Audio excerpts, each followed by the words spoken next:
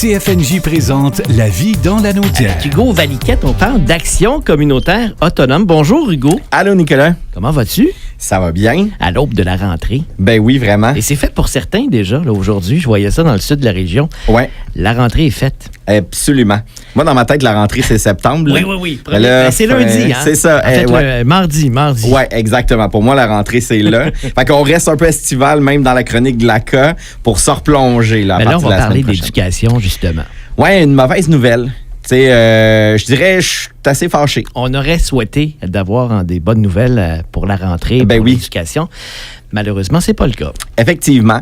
Pour mettre en contexte, dans le fond, j'en parle souvent, les organismes communautaires autonomes, il y en a dans plein de secteurs, en éducation, santé, famille, tout ça. Donc, les ministères qui se rapprochent de ta mission comme organisme, c'est eux qui vont te financer. Ouais. Souvent, on parle des organismes en santé et services sociaux. On va parler du PSOC. Je te dirais, c'est la gang qui est la plus connue parce que c'est la plus nombreuse. Mm-hmm. Mais dans la réalité, c'est pas juste en santé et services sociaux.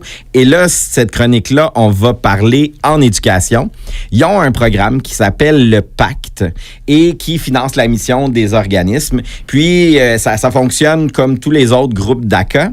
Sauf que là, c'était une année de renégociation de leur entente. C'est-à-dire qu'ils ont de l'argent qui rentre, mais toutes les modalités, ben ça, c'est renouvelé.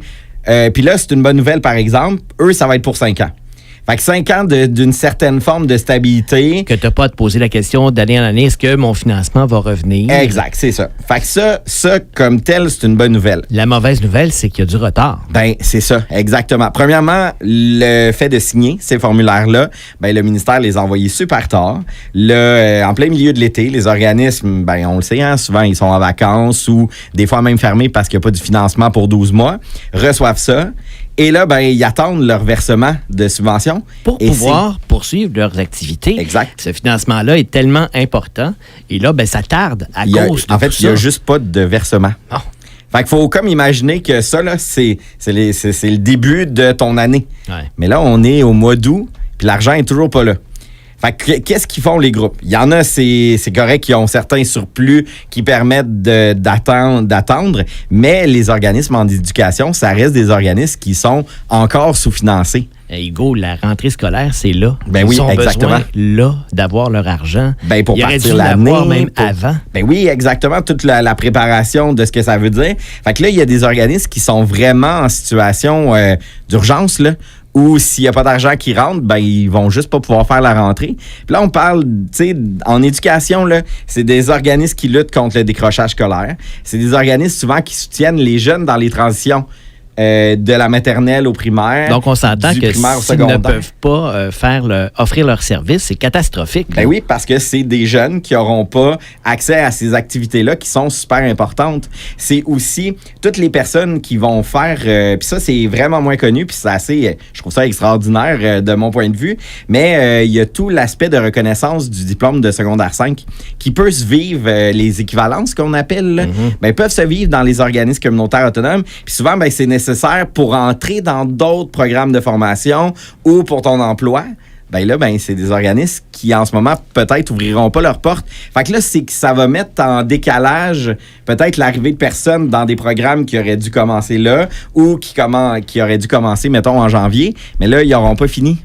Et comment on explique ça, ce retard-là important, Hugo? Là? Ben, on appelle ça un retard administratif. Ouais. Ça, c'est épouvantable. Là, je le dis en riant, mais... Fait que là, ça veut dire que dans la grosse machine du ministère de l'Éducation, ben il y a des retards.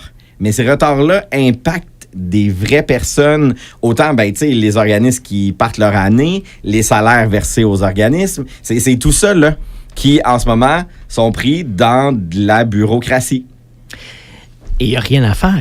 Ben, mettre de la pression. Hein? Entre autres, c'est pour ça que je me suis dit, OK, pas le choix. Ma chronique de l'ACA de la fin août, je vais parler de cette situation-là. Il faut mettre la pression sur vraiment la machine administrative et j'interpelle vraiment nos élus de l'Assemblée nationale du Québec à poser des questions au ministère de l'Éducation.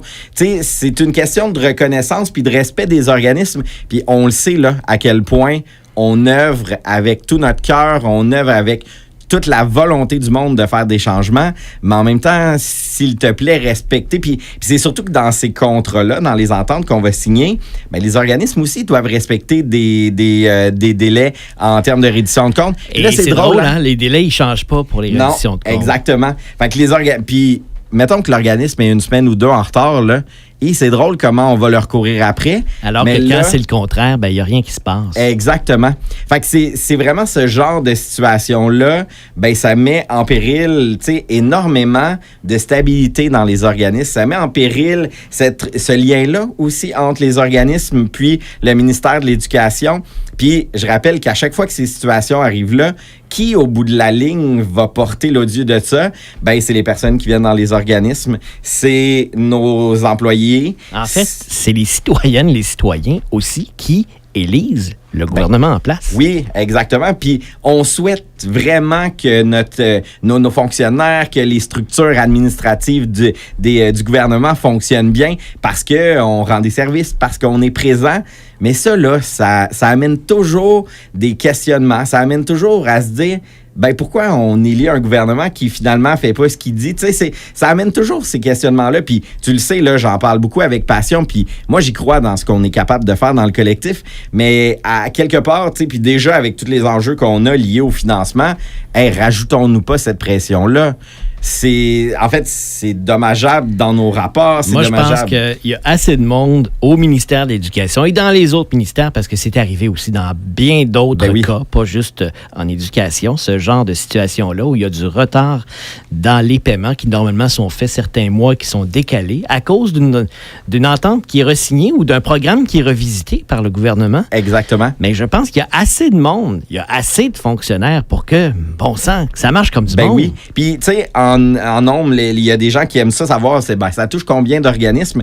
Au Québec, c'est 220 organismes. Puis on parle ici d'une enveloppe de près de 50 millions de dollars. Fait que ça reste que c'est quand même beaucoup de sous. Ici, dans la région, on parle de 12 organismes communautaires qui, en ce moment, sont touchés par ce retard-là de versement. Fait que, tu sais, c'est aussi le sentiment d'insécurité que ça met quand tu te dis, je vais-tu pouvoir entrer, préparer ma rentrée? Est-ce qu'il va falloir que je dise à mes employés, on recommence pas tout de suite. Fait que là, c'est quoi les mesures qu'on met en place de l'assurance-emploi? Tu sais, c'est toute cette insécurité-là qui, en plus, avec tout ce qu'on a souvent parlé de la situation sociale actuelle, je trouve qu'on n'a pas besoin de rajouter ça. Fait que, tu sais, juste de prendre au sérieux la situation puis que le ministère débloque ça au plus rapidement possible.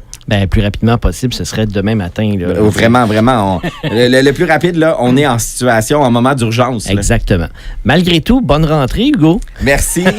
À la semaine prochaine, Nicolas. À la semaine prochaine. CFNJ vous a présenté La vie dans la Naudière. Une région à découvrir, à visiter.